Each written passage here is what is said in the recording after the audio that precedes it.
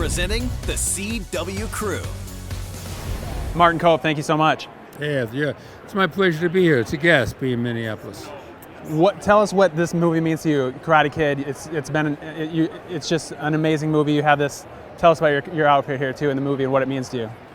Well, I mean, to me, the star of Karate Kid is Robert Mark Kamen, the writer.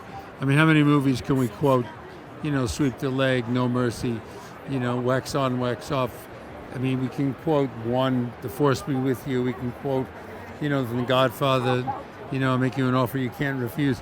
But this movie is so iconic, and it's so wonderful to be able to do a series written by, Josh and John and Hayden.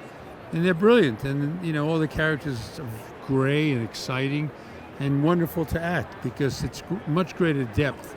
And it's not white hats and black hats like, the movies were 30 years ago. And we have such a good time, such a good time. What's your favorite Karate Kid? Well, Karate Kid 1, I think. The original? Karate Kid 3 was written for me as a vehicle. And then I had gotten a hard time on Planet Earth, which is a series, and I couldn't do it. And but it was all, they introduced Terry Silver in that movie because I couldn't do it. So it's, I think Karate Kid 1, says mostly all of it, Where I think we're all capitalizing on Karate Kid 1 throughout all these 3 seasons. We're just finishing 3rd season in Atlanta right now of Cobra Kai. And the thing is, that movie has been so successful, and not only successful, but critically acclaimed. What's the secret behind that movie, the writing. Or that show? It's the show. It's the writing. I mean, it's like, I would say you're acting, but that's just me. Oh, thank you.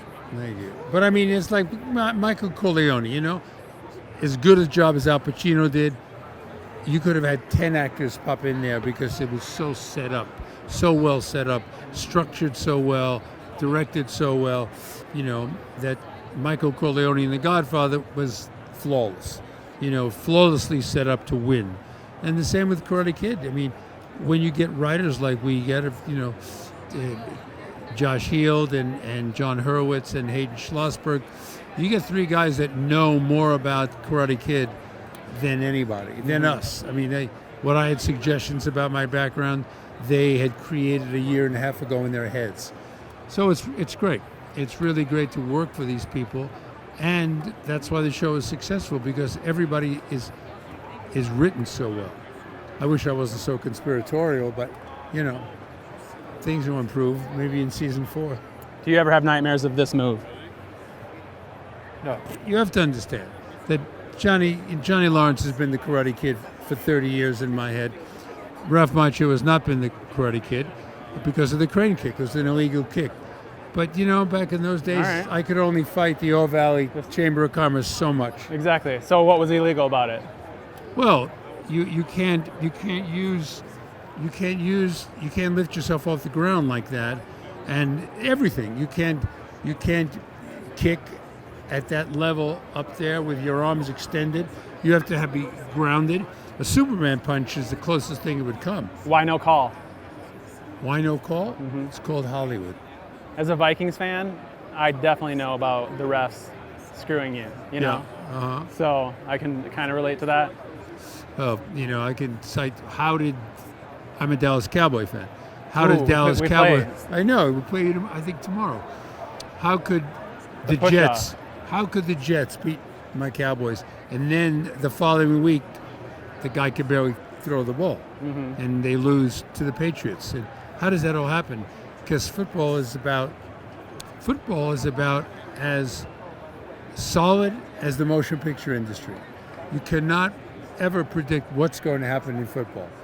Like some people call the first Hail Mary, they call it the Hail Mary. We call it the push-off in Minnesota. Do you know what I'm talking about? Yeah, of course I do. Of course I do. All right. I mean, but what are the odds of any of these things ever succeeding? It's like a movie. Every time you make a movie, I mean, when I made Once Upon a Time in Hollywood. Great movie, by the way. Thank you. How was that experience? It was unbelievable working for Quentin. Unbelievable. I mean, at the end of the movie, he says, Marty, I think I've got it in regard to a take. And he says, but I want one more. And he turns around, faces 150 crew members and says, "And why?" And all the people say in unison, "Because we love to make movies." So you work for a guy like that everybody wants to work for. That's It's the really best cool. thing in the world. Even though my part got, chopped a lot, it's still great just to be part of it because it's a Western sequence and I'm about the rejuvenation of the Western. So, it's wonderful. That movie you knew was going to work. But to be perfectly honest, football is just like, cinema. I mean, everybody shoots a movie thinking they're going to have a blockbuster. You never know. Have you heard the theory that the Cobra Kai was actually the good guys and Daniel was actually the bad guy? Yeah, of in course. the movie. Of course. What are your thoughts on that? It's very valid. It's very true. Daniel is the bully, cited many times throughout the movie. And John Kreese, his adopted son, Johnny Lawrence, if you watch the show at all, it's always been reluctant to do something negative to Johnny Lawrence because he's like my son. And the only thing I hold higher in esteem is Cobra Kai. Can't say much better than that. All right. Martin, thank you so much. My pleasure. Appreciate it. Take it easy. The CW crew on the CW Twin Cities, DJ Bonix, Alexa Score, and John Foss. Like, follow, subscribe to, and love the CW crew.